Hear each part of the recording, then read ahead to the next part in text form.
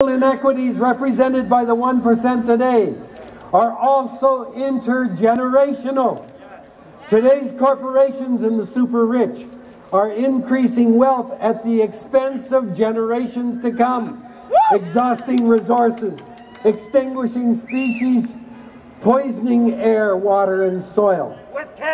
Yet economists discount the estimated costs of these problems that will be most strongly felt by successive generations to come. Have you ever heard a politician call for mass spending for the sake of future generations, or children who can't vote, or for youth who don't bother to vote? Why does the government that we elect to look after our well-being and our future act as a cheerleader for corporate sectors? Because money talks. For years, the auto sector fought every progressive innovation, from seat belts to catalytic converters to mileage targets to airbags. It will cost too much. We'll be put out of business. Let the markets rule. Don't legislate. Trust us, is what they said. We don't. For 10 years, Chrysler had data that proved airbags save lives. Yet for years, the auto sector fought Ralph Nader, while hundreds of thousands of people who could have been saved by airbags died. And when their beloved free market shifted to favor foreign companies, those bastions of free enterprise came crawling to governments and asked for bailouts. David Lewis was right, they're corporate welfare bums. And they got the money. But they got the money with very few strings attached. Why does our government, Ag Canada, the Canadian Food Inspection Agency, act like cheerleaders for GMOs, declaring them substantially equivalent to normal food and thus not requiring special standards of safety, yet denying the requirement of labeling so at least we can choose what to eat? Money talks. Just ask Monsanto.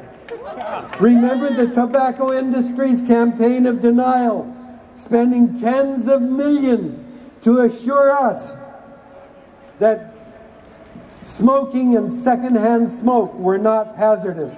All the while their own experts knew the health dangers. Why is the pharmaceutical industry allowed to do its own research on drug safety instead of independent labs, and spend hundreds of millions of dollars to support an army of lobbyists, with the result that the fastest rising component of health costs are drugs? Money talks. Why do we continue to subsidize the fossil fuel industry with billions of our tax dollars while they are reporting record profits year after year? Do you think the development of the tar sands, the Enbridge pipeline, or LNG ports will be possible without massive subsidies from us, the taxpayers? Money talks. Fossil fuel companies spend hundreds of millions of dollars to inform us fossil fuel caused climate change is not real. It is. While saying that scientists are divided on the issues, they are not. Yes. While supporting right-wing think tanks and skeptics and websites, all to confuse the public and keep government from acting. Yeah. And while they're doing this, they are in full knowledge that what they are denying is real. If this isn't immoral, I don't know what is. Shame. And yet Canada calls tar sands oil ethical. Exxon has reported record profits, yet has fought against a class action suit brought by people impacted by the Exxon Valdez oil spill. Exxon has lost over and over again in the courts, but has appealed each time, and to this day, Exxon has not paid a single cent to the victims of the Exxon Valdez oil spill. And Exxon is one of the major contributors to the campaign of disinformation about climate change. I could go on and on. Publicly held corporations may produce or do things that we need, that are good for society, but their only mandate is to make money. The more and faster, the better. Terrible things have been done in the name of profit, and we need our government to protect us from their depredations. And we are here to ask, how much is enough? Don't corporations have any social and ecological responsibilities? Corporations are supported because they are said to be the economic engine of society. But when profit is their goal, they will fight to reduce their share of taxes, demand subsidies, oppose regulations, and fire hundreds of employees if it will increase profitability. Corporations are not people.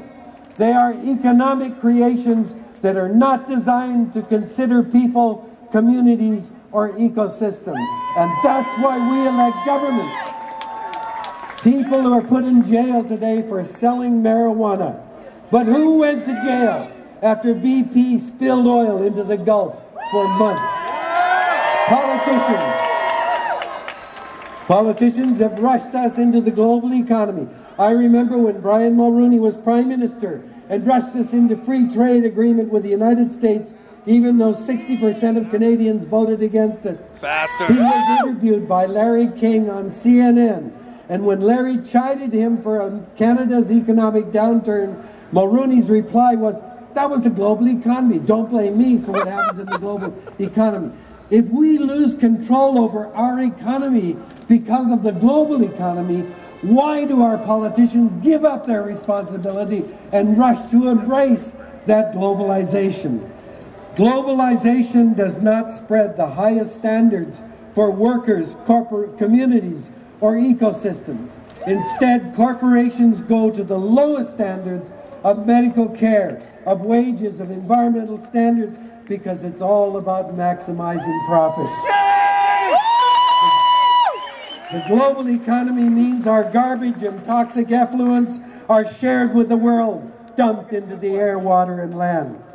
When you purchase fancy running shoes, a cell phone, or automobile, do you know whether slave or child labor was involved in any part of its production?